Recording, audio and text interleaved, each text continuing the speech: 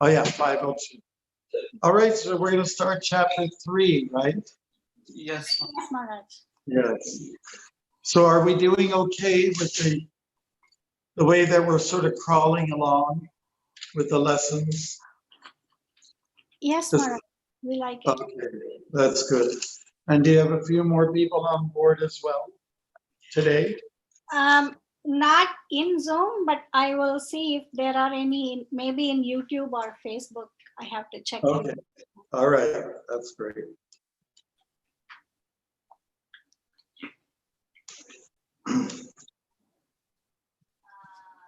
Use your phone.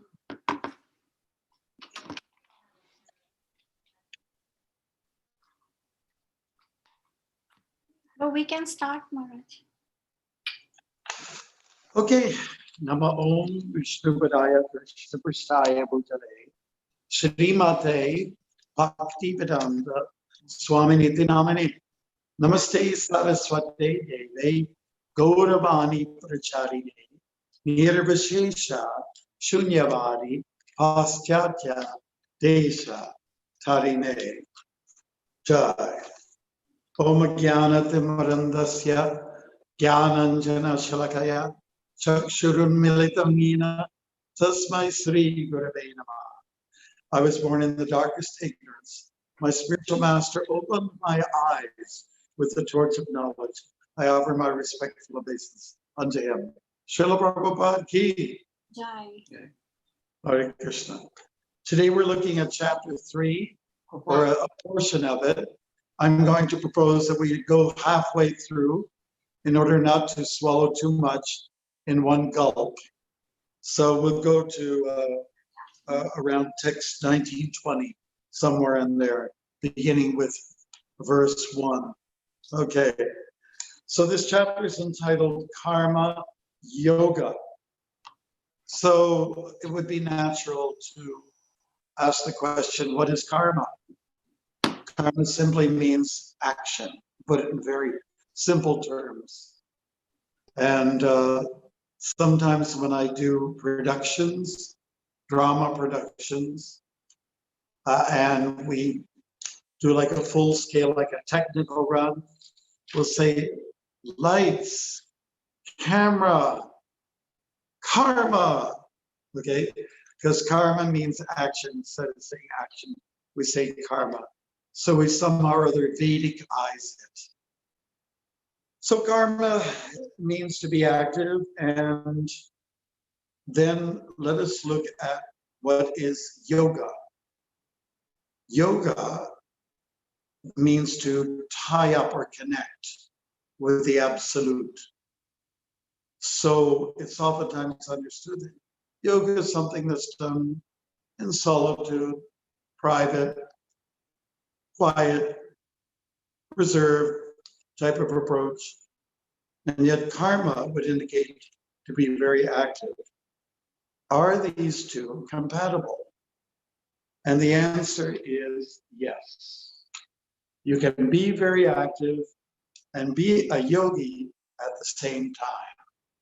And that is what karma yoga is all about. Okay? Being active and projecting good action as opposed to self-interested action. Okay, so we're going to zero in on verses 1 to 8. And because they all fit under a nice category, said let's be active. Okay? So verse 1 begins with a question by Arjuna. And he asks Krishna, okay, let's see, what do we have there? We have verse 1. Okay, so, yes. Janardan, which means Krishna, maintainer of all. Why do you want to engage me in this ghastly warfare if you think that intelligence is better than fruit of work? So just to paraphrase it a little bit, let's look at the word Janardan. Janardan means let's maintain everything. Krishna, you are the maintainer. Why do you want me to engage? It's not sarcasm, but it's almost there. Arjuna is saying, why do you want me to involve myself in something that's going to be involving a lot of destruction, something that will mean the death of many people? So therefore he uses the word Janardan to say, shouldn't we maintain? Okay. So to paraphrase this question, if wisdom is superior to action, then why engage me in warfare? I'm using the word wisdom, which Prabhupada uses the word intelligence here, because intelligence, wisdom is what we just finished using so much, highlighting in the last chapter, chapter 2, the last portion. So much we were saying about, we're talking about being wise and so on like that. Text number 2.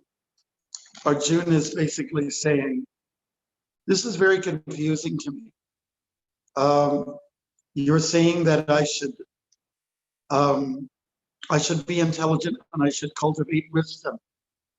But then on the other hand, you're asking me to go out and be a man of action. This is ambiguous. This is equivocal. You know? You're telling me two contradictory things. And Arjuna was saying that to be wise and intelligent means to be kind of be quiet.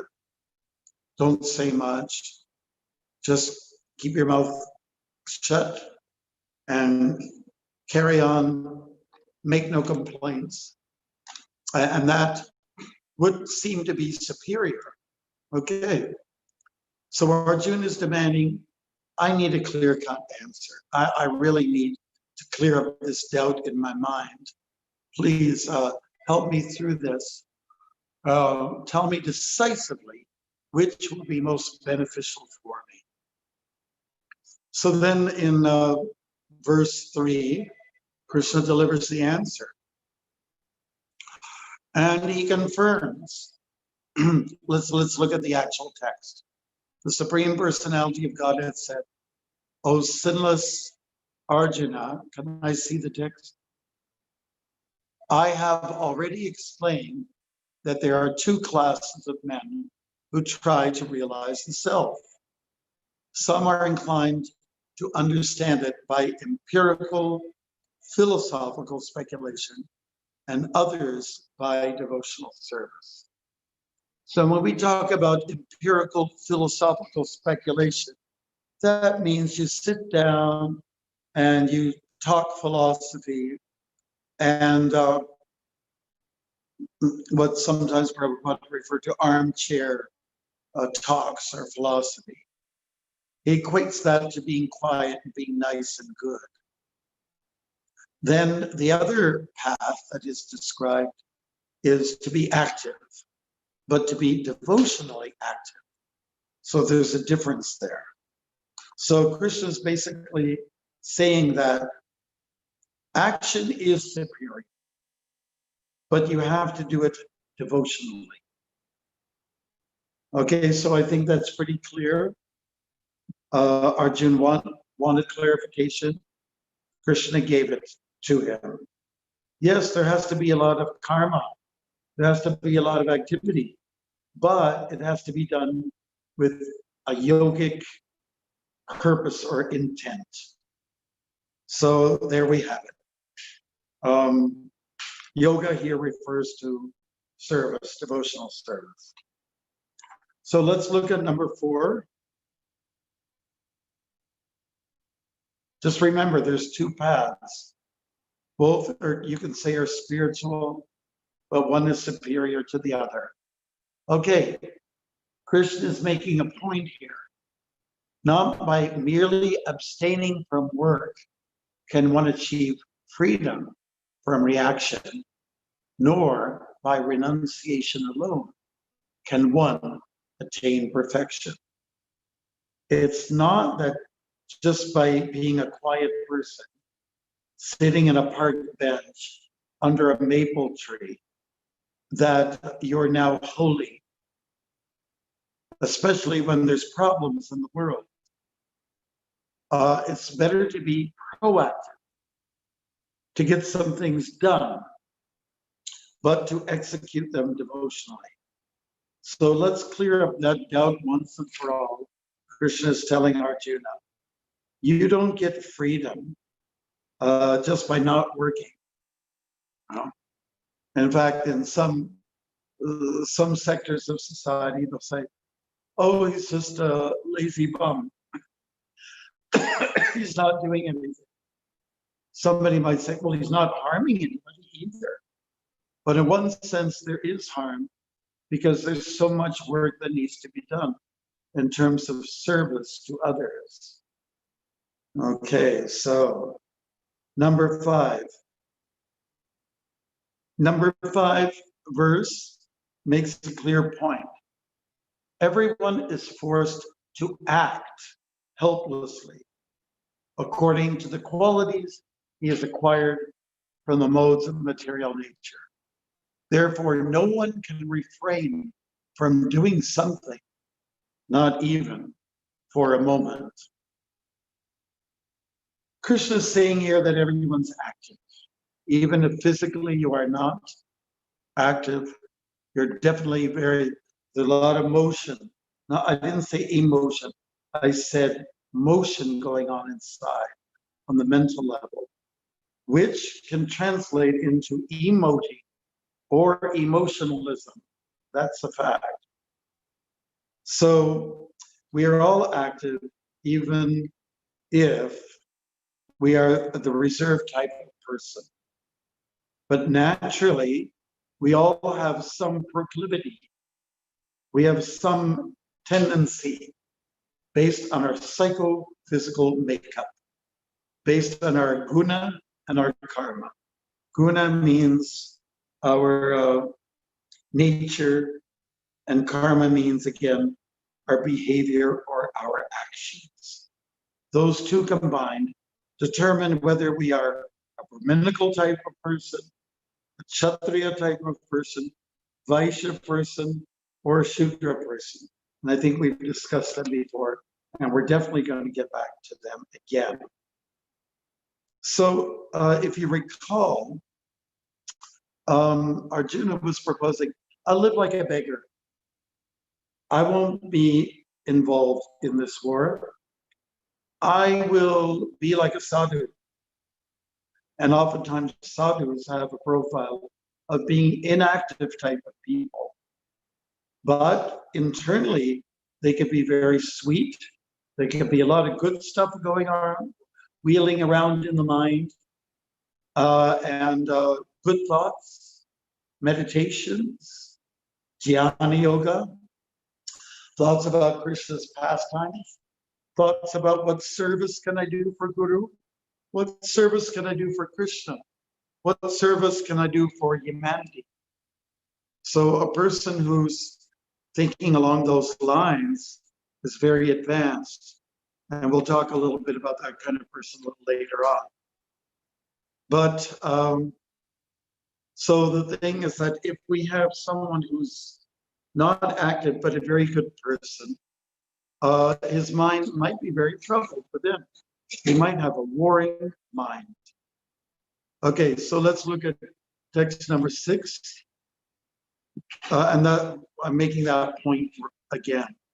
Outwardly, you can be quiet, but inwardly, you might be a very active person in the mind. So if you put on a show, a display, that I'm a yogi, but I'm having all these desires inside, then you are what's called a mityachara. We have some strong words in the Vedas.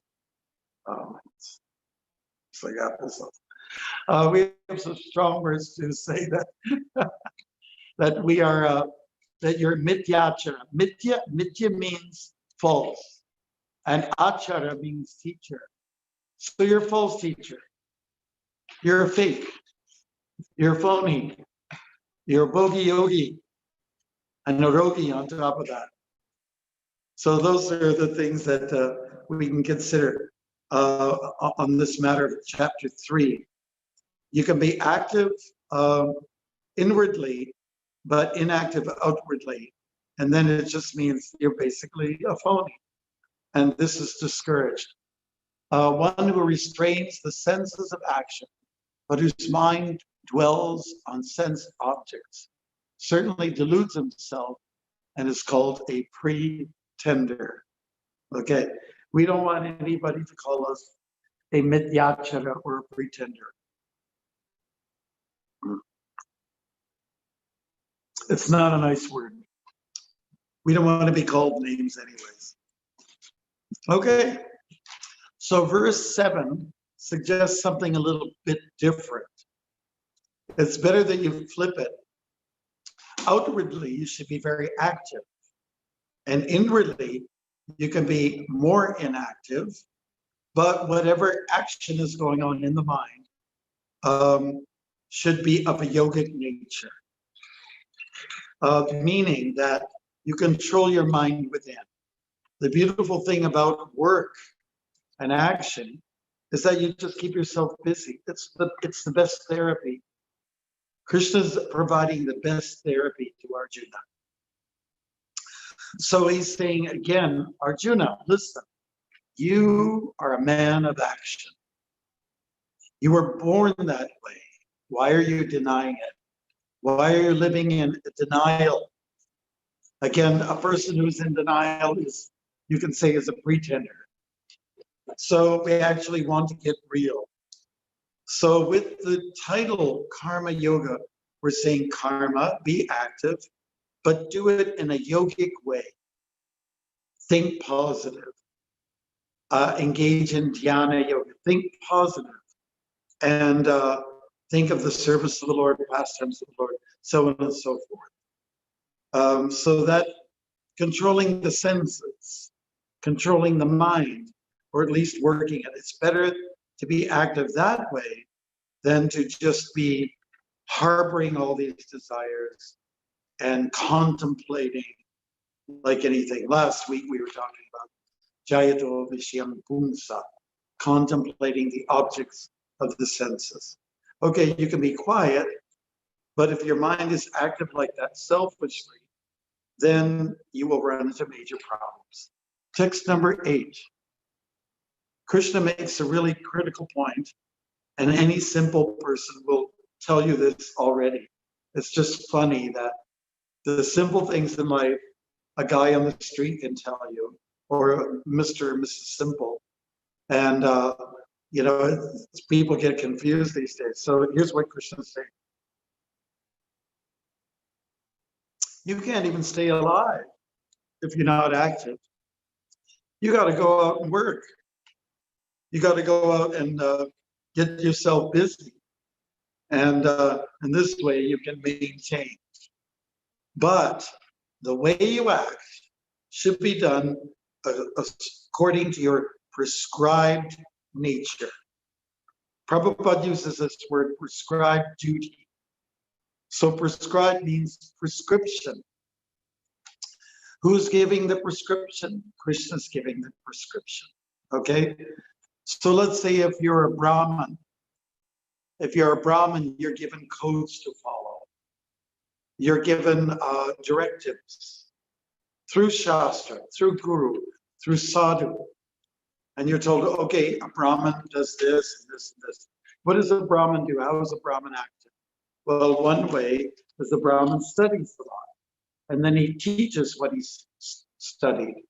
A Brahmin also does rituals and then teaches others how to do rituals. A Brahmin also receives gifts and then in turn distributes these gifts out to others. There are 6 basic functions of a Brahmin like that. And then we have to understand a Brahmin's nature. Check out 1842. We've discussed it before, the qualities of a Brahmin. 1842. Look them up, write them down, tag them onto your refrigerator. There's only 9 points there, and try to check those off your list. You know, every time you go to the refrigerator to get your favorite snack. Okay, so Krishna gives a prescription to everybody according to Brahman, Kshatriya, Vaishya, and Shudra. Okay, so this is 1 to 8. These two verses, these few verses, we can put in one category, which is very, let's say, fitting under the title of Karma Yoga. And we're just calling it, let's be active. Okay? Spiritual life, let's be active. Let's not be still like a stone. Okay, now we'll go to verse 9. The next few verses, 9 to 16, we can put that under subtitle called Let's Sacrifice. So a very famous verse from this chapter, text 9, Yagnar Karmanondirat Yatra, Loko Yang Karma Bandhana, Tad Artang Karma Kaudaya, Mukta Sangha Samachara. Work has to be done as a sacrifice. To whom? The word is yagya. That's the word that Krishna uses. And yagya is the name of Vishnu. And so in other words, be active, but do it in a sacrifice. Do it for someone. Dedicate. Like in some of my long walks, I've actually dedicated certain days to people. Said, today, Krishna, I'm going to dedicate my walk to so-and-so, Mother Purnamasi, because she is, she's not doing very well. And I want to dedicate my mantras, my prayers, and my walking in her honor. And if you don't work in a sacrificial mode, then you will become bound. You will become bound in the ropes of karma. So do everything as a yajna. Let's look at this chapter, text 10. The word appears here as it did in the previous one, yajna. Keep looking when you're studying the Gita. Keep looking at the prominent words, yajna, sacrifice, sacrifice, sacrifice. Krishna is trying to hypnotize us, with the word. He keeps saying it over and over again. He's doing very effective marketing and advertising. Yajna, yajna. And there's two words we might keep in mind that start with a Y. Yoga, yajna, yoga, yajna. In many ways, they mean the same thing. In verse number 10, it is said, this is also a really nice verse. It reminds me a little something in the Bible. In the beginning was the Word, and the Word was with God. So this is talking about, I think it's in Genesis. In the beginning, there was nothing, but there was sound. And that sound produced the creation. We say something similar. The beginning of creation, there was nothing, but then there were two syllables that were permeated through the ether, ta, pa. Brahma was asking the question. He was born, and he looked all around. Where is everything? He's got 4 heads. He couldn't find anything. So what am I supposed to do? Whereas our Hindu friends say, what to do? So he didn't know what to do. And so the answer came to him ethereally. Perform austerity, perform yajna. So this verse, text 10, is really great. In the beginning of creation, the Lord of all creatures sent forth generations of men and women and demigods, along with sacrifices for Vishnu, and blessed them by saying, be thou happy by this yajna sacrifice, because its performance will bestow upon you everything desirable for living happily and achieving liberation. Okay, so here you have it. There is nothing. Then something comes. The gods come. Humans come. Plants and animals and everything comes along. Creatures, very interesting. one preying on the other, which is usually the case. One eats another, jivo, jivasya jivanam, Bhagavatam states, one living entity eats another one just to survive. And that's the way it goes, right? So, along with these creatures comes the item of what we call yajna, sacrifice. It was there from the beginning. So in other words, God doesn't leave us empty-handed, saying, here you are, figure it out for yourself. No, Krishna is saying, here's some yajna. Do some work in detachment. See, that's what yajna means. Be active, but do it in a detached way. Do it as a dedication to others. And if you do this, Krishna says, I guarantee you, you will be prosperous and you will be happy. So be thou happy by this yajna, because the yajna itself will bring on achievements. In the end, you achieve liberation. So while we're in this world, why should we not have some fun? Why should we not enjoy the reaps of or the benefits of our work? Yes, we can, but we're not entitled to it all ourselves. That brings us to the next verse, verse 11. It's about pleasing the gods.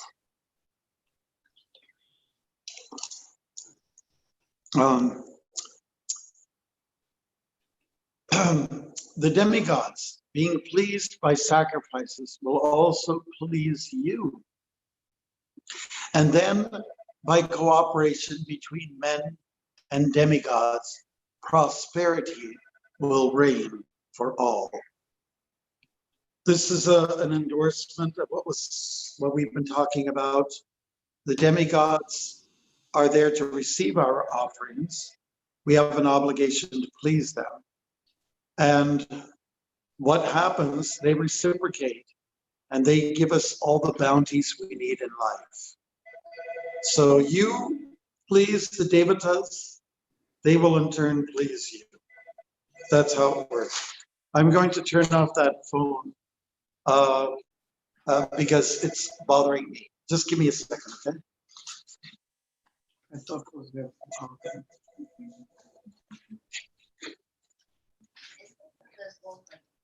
Right? What?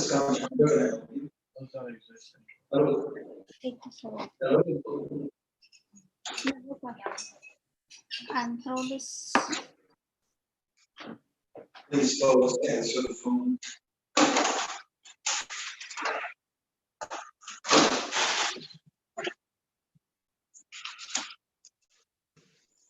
Okay, we're back. Okay, does anybody have any questions in the meantime? On anything we talked about so far? Is everything pretty straightforward? I just have a reflection, Mars. I just like the point that you said about offering yajna to someone else, or performing austerities for the benefit of others. Obviously, offering it to Krishna, but even to one's being a well-wisher of others through your performance of sacrifice. I just think that's a good takeaway. Yeah, beautiful, beautiful. And let's not get too confused here, because we're hearing from verse 9 that you offer everything to Vishnu, okay? And clearly Prabhupada makes distinctions between Vishnu and the demigods. So I'm hoping it doesn't confuse anybody when we say, okay, so at least you have to do something for the demigods. When I say at least, okay, let's say you have an axe to grind with Vishnu for some reason or another. Then there are demigods out there. There's the rain god, there's the sun god, there's the moon god. At least let's recognize them and say, you're giving me, so much energy. You're giving me so much nourishment. The moon gives nourishment to the plants. And so on, like, you're giving me so much. I feel I owe you something, see. So that mood of feeling an obligation to dedicate or to offer in return is actually a strong devotional sentiment. And that's the kind of item that we need to cultivate in Krishna consciousness. So this verse and the next few do talk about pleasing the gods, pleasing the devatas. And so gratitude. Krishna consciousness is about gratitude. If you can certainly go, our philosophy holds that if you can go directly to Vishnu, fine, do that. But if you don't do that, at least, thank the lower gods, okay? So let's look at verse 11 then. I think we were probably already on that. And I got distracted by the phone call. Yeah, is that okay? Yeah. He has. Maharaj, I have a question. Yes. In your experience, is this chapter frequently quoted by the Indian community? I don't think they know these verses very well. Okay, because they always talk about karma yoga, their duties. Yeah. Yes, and there is a verse that they like to quote a lot, which is very significant. Karmanya varakaraste, mapalishu kadachana. They're just saying, perform your prescribed duty but be attached to doing the work and do not be attached to the results. So in essence, it's a good verse to learn because you're saying, be active, but don't be, let's say, attached to what comes at the end of the line. Be very committed to doing a good job, and usually in the end result, you will get some good benefits. Mind you, most people are quite fruitive. They do want to get good results. But we have to show them that it's good to perform your acts to Vishnu. Why? Because you'll get free from bondage. Okay? That's in verse number 9. That's a very significant point. Free from karma bandhana. Now, if you want to get a little picky, then we can explain, okay, Devatas, fine and dandy, that's okay. But remember, it is Krishna who is the Deva Jagatpate. Leave them with that. He's a god of gods, okay? So I think that even if people at least show thanks, it's good. Like when you're raised Christian, you offer grace, and you thank God for your food, and so that's the right sentiment, right? Now that's the right sentiment. Anything more you want to say on that? So when I go to a local temple back home in India, it's actually a Durga temple, and the main deity is Durga. So and the layout they have is like you go around and then you have so many different other small locations around in the temple, and one of those locations is Vishnu. So I just always find it difficult to more, they have like more importance to the main deity, which is Durga, and Vishnu has a very small corner of the temple dedicated to him. So well, I think it's really nice that people have that devotion, but I think what's really important is that the deity of Vishnu or Krishna, what comes with them is a philosophy. Like we're studying Bhagavad Gita, and when you can go sort of grasp some of the main concepts of here, you can actually see that there's something superior being offered. And Krishna says a whole lot about Devata worship. He even goes so far as to say, ultimately, he talks about less intelligent. It's not so intelligent to honor the demigods because they give their fruits, but they're temporary. So remember last time we were talking about fruits and flowers? Get a little bit away from the rituals and go more for solid Krishna consciousness. And when you worship Krishna, automatically all of his brothers and sisters, the demigods, or his children become satisfied. I think we have to point out to some of our Hindu friends that Krishna is Param Brahma, Param Dhamma, Pavitram Brahman Bhavan, Purusham Shashvatam Divyam. As Arjuna says, Krishna states he's the supreme. So people go to Durga and other gods and goddesses not knowing exactly what their philosophy or culture has to say about all these personalities. So I think it's good that we can distribute our Bhagavad Gitas to people so that things become more clear as to where everyone stands. So on that point, Maharaj, if someone is attached to worshiping demigods, just like you said in the end there, should we, promote the Bhagavad Gita or try to raise them up to the platform of Krishna consciousness, or let them be attached to their demigod worship and not disturb their minds with, everybody, proper philosophy? I think it's all an individual case. Some people are ready to hear more from you. They're willing to take the next step. They're willing to be promoted. And then there's others that say, no, I'm happy with what I'm doing. Okay. So you don't want to discourage their bhakti. You want to encourage their sentiment. But if philosophically, intellectually, you can bring them to a higher plateau, then do that. Spend as a favor to them. Why not? I mean, let's say somebody is, you're out in the jungle, you're out in the bush, and you meet someone, and they're hunting, and they just killed an animal, and you were there when it happened. You say, oh, this is terrible.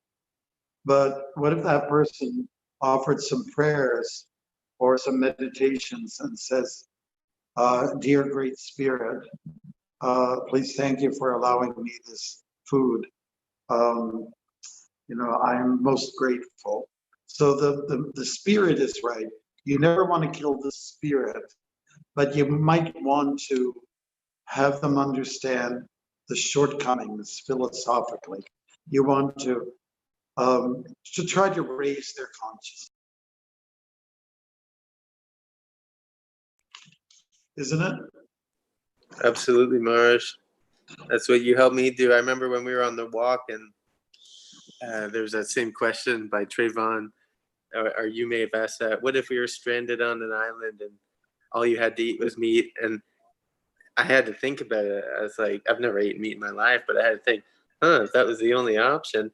But then I heard you and Trayvon say, no way, I'd rather find some bark, or there's no way I'd die before eating meat. And that just, totally gave me way stronger conviction even in my own practice. Right.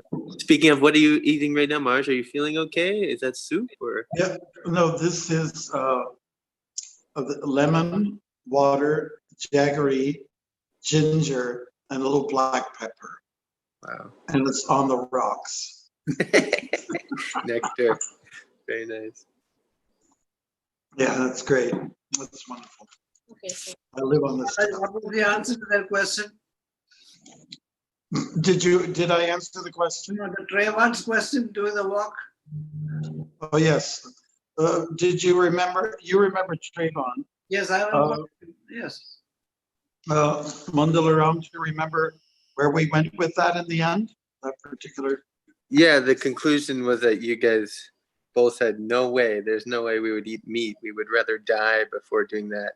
Whereas my, understanding of it, I was like, oh my God, if it was life or death, I don't know what I'd do. But you guys had such conviction of, there's some alternative always. You don't have to go down that, heinous path of eating meat. So I just, that fortified my understanding so much more. We're going to come on to a verse, not in this setting, but not at this particular class. We're going to come to an interesting verse that you can look at, where Krishna says, Do not disrupt the minds of the ignorant, but encourage them in their spirit of devotion. So it's the devotion that you want to preserve. And if somebody's open-minded enough to want to hear what you have to say, something that's philosophical, say it. Say it. Like my experience with a lot of people that, hey, no, I'm never going to be a vegan or a vegetarian. I love my burger. I love my steak. You know, okay, great. Enjoy your steak, but why don't you be thankful for it? Well, you know, I would say to a person like that, why don't you thank the cow? Thank the cow and the bull that sacrificed their body for you. And then kind of like you're rattling their brains a little bit. You know, you're getting them to think. You know, you understand what I'm saying? At least in your, have a heart, man. Hey, bro, have a heart, you know? Somebody sacrificed their body for your tongue or for your survival. So shouldn't we at least have a moment of thanks? You know, and I think even a sort of a wicked-minded person will agree with you. Yeah, I think that's probably a good way to think. I'll become more introspective. So that's I think those kind of gestures, those kind of suggestions can go a long way to helping some people, right? And if you take a too hardline stance, oh, you're gonna go to hell. Like, then it doesn't. You just turn them off. You instead of befriending them, you defriended them. They're just going to walk away and think you're a fanatic because you ask them to make a leap that they can't do yet. Most people need to be baby stepped through. They need to be held by the hand and like baby steps through. We cannot expect people to make such big jumps sometimes. You know, it's better to keep them as a friend and help them to understand gradually that what is good behavior and what is bad behavior. So what is the following statement after that? When you tell them to be grateful, what would you tell them after that? Like you said, at least be grateful to the cow for giving up his body.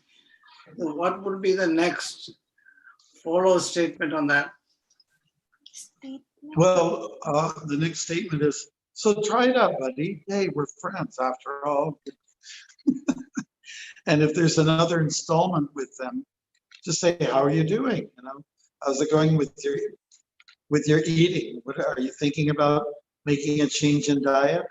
Just try to get on a human level with people.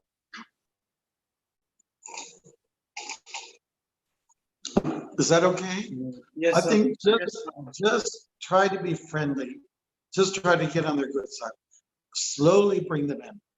Then you invite them into your house and ask Vaishnavi to make something that looks like meat. That's all in tomato sauce. So it looks red like blood. You know. Vaishnavi will never make anything like that looks like meat. she gets so disgusted with it. You make soya sabji. Yeah. Some devotees have figured out how to make things look like meat, look disgusting, and yet it's sattvic food. You know. So you know, it depends on how close you can get to people and how you can keep them close. I think this is the trick. Try not to say things that are going to turn them off. Some people need to get a slap in the face. Okay, that's fine. Some people need a slap in the face, but most people don't. North Americans don't want a slap in the face. Right, but How about they'll Canadians? be willing to take, you know, to take what you say because you're a nice guy. I like you. I like you. Hey, you got me thinking there, you know. And I'll tell you one example. I was in Northern Ontario, and there was a guy, he pulled over, he said, I saw you here 9 years before. And it was exactly 9 years that I walked on that road. Very quiet highway. Said, yeah, you know, well, I know you're a monk, you're probably a vegetarian. I just have to admit, I shoot moose and I eat them. Oh, I just have to admit I do that. um, And then we talked on and we were just like friends. I didn't judge him. I didn't show judgment on him. And then it was time to go. And he said, okay, well, I'll have to go. And I said, my friend, I hope this is the happiest day in your life. And I meant it. So he drove off and then he did a U-turn. He came back. Really, I can't believe what you just said to me.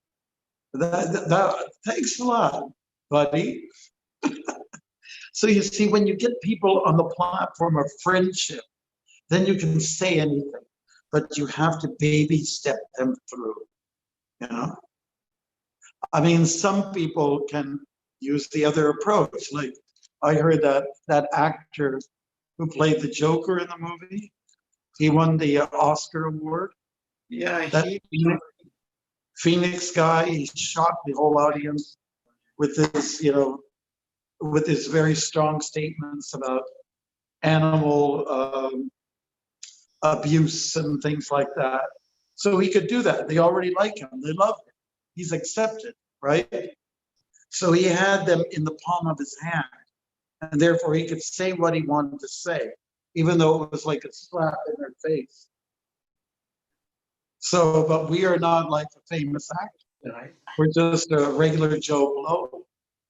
But we can make people our friends. And then when you're on the friendly platform, then you can open up and say anything. Right? So on that point, Marsh, I don't want to go too off topic, but maybe you could just shed some light on it. Like I've had a friend who's been vegetarian for 5-6 years, and you know he got in a relationship, and now just last weekend we had them over, and poor B asked, "Are you vegetarian still?" And then like he kind of begrudgingly said, "No, I'm not." You know, kind of eating meat again. And you know, I was like a little taken back, not too much because I just blew it off. But you know, how do you go about that, or how can you re-encourage if you already have such a friendly relationship with someone and you are quite close? Just I don't know, re-spark that. How should you go about that? Are you saying somebody made a mistake and asked the question, are you a vegetarian? Well, poor B did, but I don't know. Not a Poor B, mistake, oh, but she just brought it up again because he has been vegetarian for so long. But anyways, we were just having them over for lunch. So, Well, at some point in time, some people might need that slap, but one has to be really careful in what you administer, you know, and what you deliver to people. Just like if you're having them over for dinner, are you going to shovel it on and throw it on their plate when you dish it out? Or are you going to hand it out gently, you know, so they'll never forget it? So whatever you want to say, deliver it gingerly. And, you know, and again, it depends on your relationship.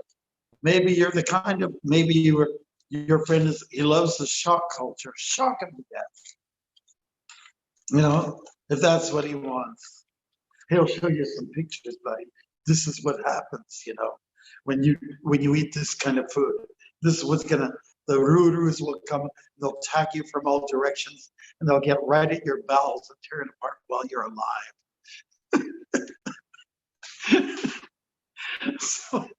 So some people, they might want to hear, it depends on your relationship. I think a lot of people might like that. It just really depends on but get the relationship established.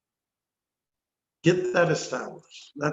Sometimes we don't have much time to do that, so we're a little stuck that way. I guess I'll have to work on the partner. What's that? I'll have to work on his partner, I guess, the girlfriend or the wife. Yeah, sometimes you have to work through the friend. That's right. I think we should move along, okay? So we're on verse 11, was it? 12, I think it was. Or yeah, 11. Okay, the demigods being pleased by sacrifice. So also please you. So understand this is a cooperation. It's a cooperation between us and with the devatas. It's also cooperation between us and with Vishnu. So let's move on to 12. 12 says something quite strong. If you don't offer something, if you don't dedicate your work to someone, then it is said that you are stena, you are a thief. Right? Number 12. In charge of the various necessities of life, the demigods being satisfied with the performance of yajna, sacrifice, will supply all necessities to you. But he who enjoys such gifts without offering them to the demigods in return is certainly a thief. So that's not a nice word to say you're a thief, but this is one of those, harsh realities that Krishna speaks about in the Gita. So let it be known that in the string of these verses, that at least something is said about those who don't offer their food. Okay, let's move along.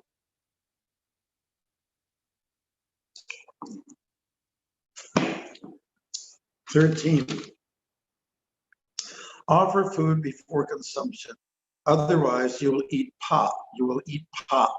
I use that term pop because it's actually in there. Papa, sinners, you're eating sin. So the devotees of the Lord are released from all kinds of sins because they eat food which is offered first for sacrifice. Others who prepare food for personal sense enjoyment verily eat only sin. They're eating suffering. That's what they're doing. So I think that's pretty clear. In the verse previous, somebody's called a thief. And in this one, they're called, you're incurring bad karma. Pop. Okay. Then 14. 14 is, please take note, it's a nice verse to learn. Sometimes people ask, well, is it just philosophy? Or is it is your Bhagavad Gita about practicality? Here's one of those practical statements, at least the first verse, the first phrase, Anat Bhavanti Bhutani, all living beings subsist on food grains. Okay? And food, grains, anna, that's a Sanskrit word, anna. Anna comes from rain. If you don't have rain, you don't have food. And where does rain come from? Some form of sacrifice that we offer. And then yajna is born of prescribed duties. Again, according to your nature, as a Brahmin, as a Kshatriya, as a Vaishya, Shudra, you have to offer certain sacrifices. Kshatriyas are known to sometimes kill animals, and they do that in a sacrifice mood as well. Brahmins do not do that. We're talking about tradition. Any questions on that?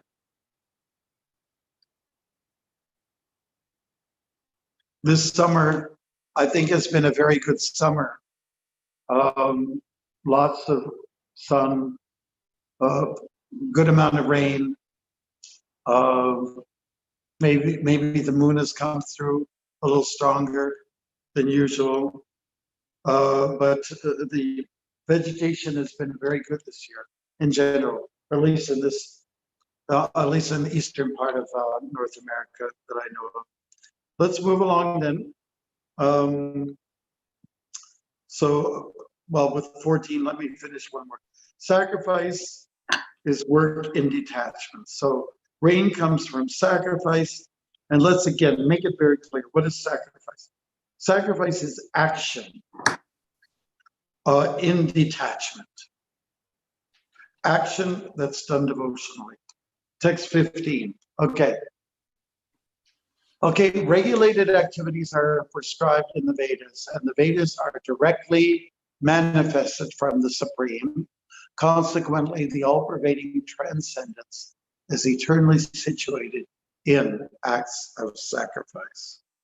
So when we talk about work and sacrifice, yajna, that comes from the Vedas. And where do the Vedas come from? From God, Yeah. from Krishna. Right? Everything's born of something. And Krishna, where do we find Krishna? In sacrifice. So when we do things sacrificially, there's a component of God that's there. Krishna's there in the sacrifice. Like when we're chanting japa, you might have a little bit of a hard time with it, but you have to understand that Krishna is in the japa. Krishna is in the sacrifice. Text 16. This verse will end this little section of verses of what we call let's sacrifice. So 16 says, if you carry on in life without sacrifice and you only act selfishly, then your life is in vain.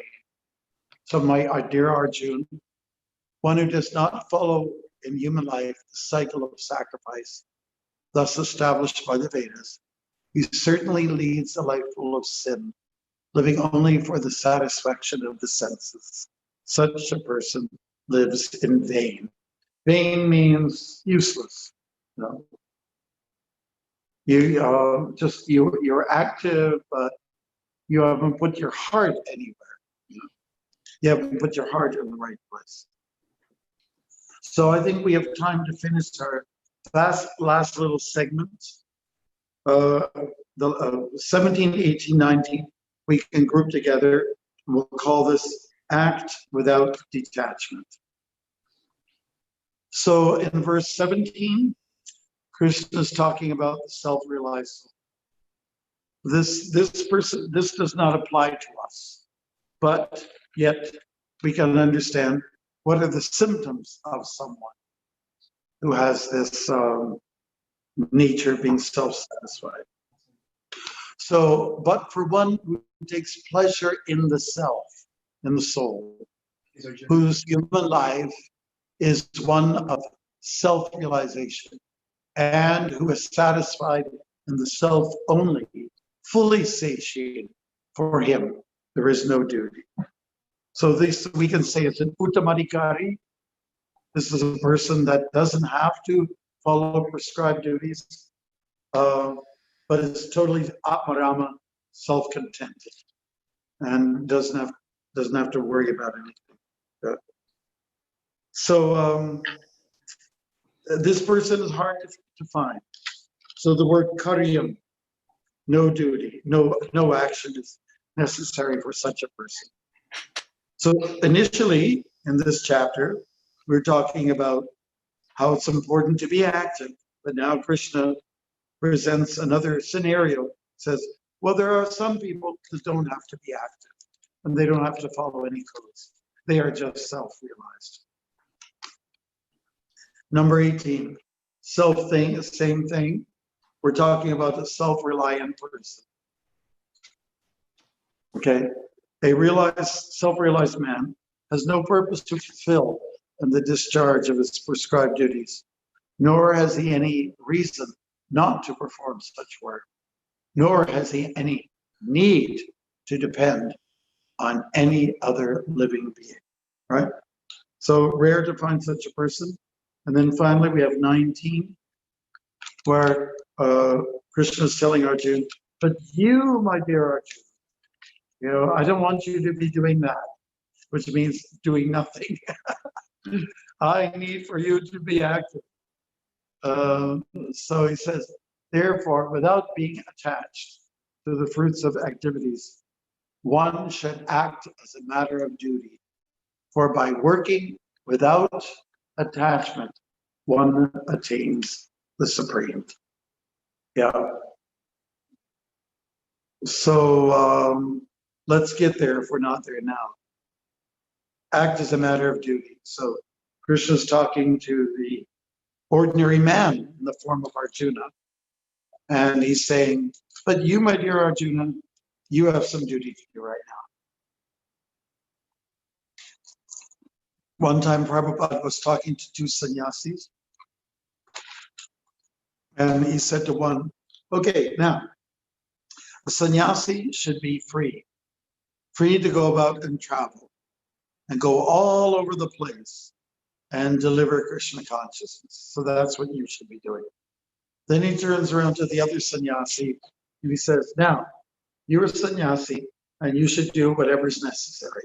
I need you to stay here in one place and manage this place.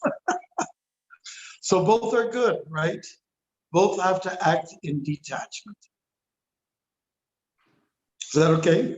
Yeah, you had a question. See.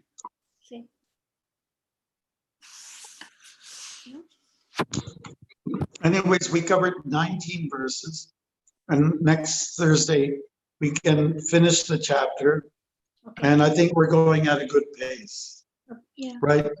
Yes, Father. Yeah, so just keep in mind, you've got a few words that should bounce out for you in this chapter. Karma, of course, is one. Yajna is another. And I think those are the two main ones. Yeah. Okay, every chapter is highlighted by certain keywords.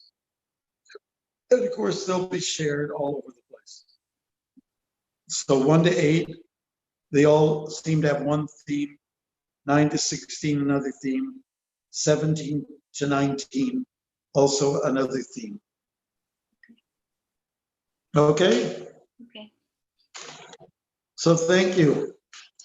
How do you find these themes, Maharaj? Do you just from reading you kind of pick up on it, or is there like somewhere some reference where I can find them to also divide them Well, up? there might be different sources, but I think the best thing to do is just look at your verses, just keep the purports to the side right now, and just see what is the theme, what's Krishna saying here, and when does he change his dialogue a little bit? When does he switch directions a little bit? Like here near the end, he sort of flips it around and he says, okay, this is what you have to do. Work without detachment, be active, but do it for God, etc. And then right near the end, he says, but there are some people that don't have to worry about this. They're already aloof from the world, And just to make that point, Krishna is saying that there are some people that have reached this stage. Yeah. Yes. So I think you can, anyways, we're going through this now. I think it might be a little tough for you to establish the themes. So that's why I'm doing it with you. Okay? Thank you. And you can go back and just see for yourself. Maharaj, can I ask a quick question? Yeah. A lot of times, I know I am guilty of it too. A lot of times when we make prasad or make bhoga, we have that sense to enjoy that before you offer it. You make in anticipation of something that you want to enjoy. And I know that is not a proper sentiment to have. How do you get around that one? Like when you're making good dishes, you're thinking that. And I can be honest with you and say that I'm not thinking that, oh, this Krishna would like it. That kind of sentiment is not there all the time. But maybe what you'd like to, intermediary stage is to think like this. Wow, all these smells, all these colors, I know it tastes good, I could tell. Said, well, these are Krishna's flavors. He created them, I didn't. These smells that are hitting my nostrils, and all that, these are Krishna's fragrances. So maybe you can train your mind a little bit to go in that direction. Okay. And I think that will help. You look at a nice sabji that Vaishnavi prepares, with reds and greens and blues and yellows and blah, blah, blah. So, wow, look at all those colors. A lot of chilies. Yeah, that's right. Never chilies. Keep the sharks out. They're for the ocean.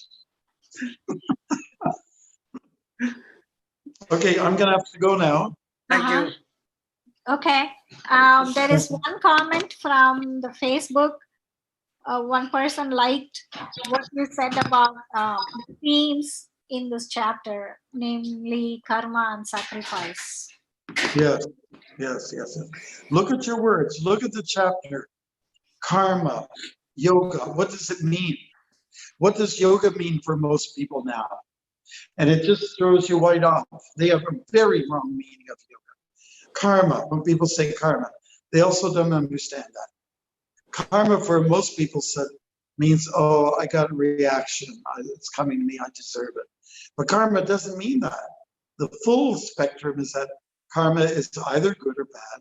It means action. Action. But most people take the reaction part. But you have to look at it more fully and understand you're getting a reaction because of your action. Because of your action, now you have to look at them more deeply and maybe change the course of your actions to bring about a better karma. Yeah. Okay, thank you. All right. Hare Thank you. Thank you. Thank you, everyone. We'll see you all next week, the same time, same link. So, thank you. Jai. Oh, glories to Guru Maharaj. Ki. Jai. Jai. Yeah. Haribo.